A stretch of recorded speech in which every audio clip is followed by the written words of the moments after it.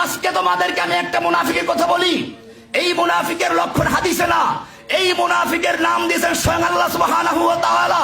কোরআন বলছে ওয়াইদা কিলা লাহুম তাআলাউ ইলা মা আনজালাল্লাহু ওয়া ইলার রাসূল, এই লোকগুলো যারা দাবি করে কোরআন মানে, আসমানি কিতাব সব মানে, আল্লাহ মানে, রাসূল মানে, হজ করতে যায়, উমরা করতে যায়, কোরআন পড়া ছাড়া চাও খায় না, এই দাবি করে।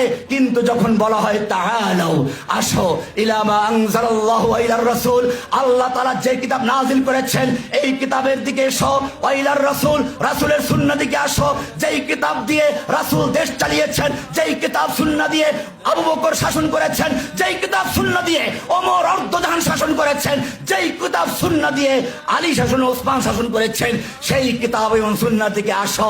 আল্লাহ এবারে বলছেন রাআইতাল মুনাফিকিনা, এটা রহমানের বক্তব্য নয়, আল্লাহ পরিষ্কার বলেছেন রাআইতাল মুনাফিকিনা ইয়াসুদ্দুনা আনকা সুদুদা, আপনি মুনাফিকগুলোকে দেখবেন, ভিআইপি মুনাফিকেরা, এই মুনাফিকগুলোকে দেখবেন ইয়াসুদ্দুনা আনকা সুদুদা, আপনার থেকে আস্তে মাথাটা ঝুঁকিয়ে চলে গেছে।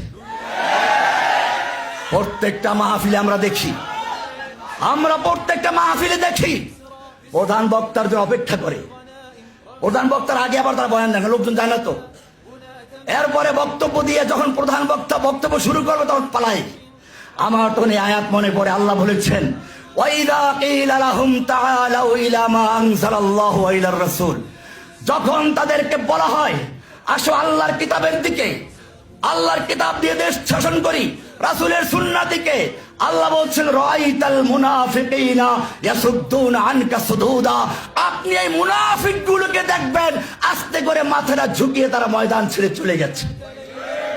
সুতরাং মনে রাখতে হবে, আমি তোমাদেরকে বলি ওমর ইবনে খাত্তাব রাদিয়াল্লাহু তাআলা বলেছেন, পরিষ্কার করে দিয়েছেন নাহনু কওমুন আ'আজ্জানাল্লাহু বিল ইসলাম, আমরা এমন এক জাতি যাদেরকে আল্লাহ তাআলা ইসলামের মাধ্যমে সম্মানিত করেছেন, বিশ্বের বুকে আমাদেরকে মাথা উঁচু করে সে দাঁড়াতে শিখিয়েছেন, ইসলাম আমাদেরকে মর্যাদা দিয়েছে।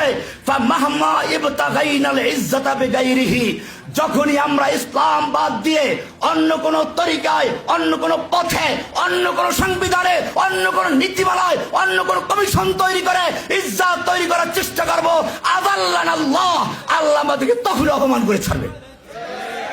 এই জন্য ওমর ইবনে খাত্তাব রাদিয়াল্লাহু তাআলা আনহু আরেকটা কথা বলেছেন, লা ইয়াসলাহা আখিরু হাযিল উম্মাহ ইল্লা মা সালুহা বিহি আউয়ালুহা, এই উম্মতের প্রথম অংশ, এই উম্মার প্রথম মানে সাহাবীরা যেই পথে সংশোধন তৈরি করেছিলেন, সংস্কার করেছিলেন, লা ইয়াসলাহা আখিরু হাযিল উম্মাহ, এই উম্মতের শেষ ভাগও সেই পন্থা ছাড়া সংস্কার করতে পারে না।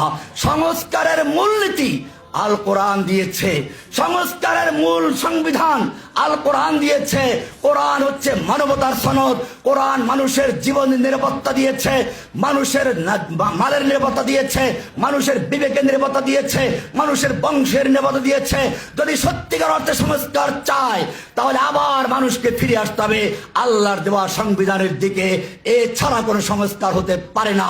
আমি আপনাদেরকে বলবো, আমরা এখন থেকে যেভাবে এই জুলাই আগস্টে একটা বিপ্লবের মাধ্যমে এক স্বৈরাচারকে হটিয়ে দেওয়া হয়েছে, ঠিক তেমনি ভাবে আর একটা বিপ্লবের মাধ্যমে আল্লাহর কালামকে, আল্লাহর কোরআনকে রাষ্ট্রীয় প্রতিষ্ঠা করার জন্য আমাদের ময়দানে ঝাঁপিয়ে পড়তে হবে। আল্লাহ সুবহানাহু ওয়া তাআলা আমাদের সেই তৌফিক দান করুন। আসসালামু আলাইকুম ওয়া রাহমাতুল্লাহি ওয়া বারাকাতুহু।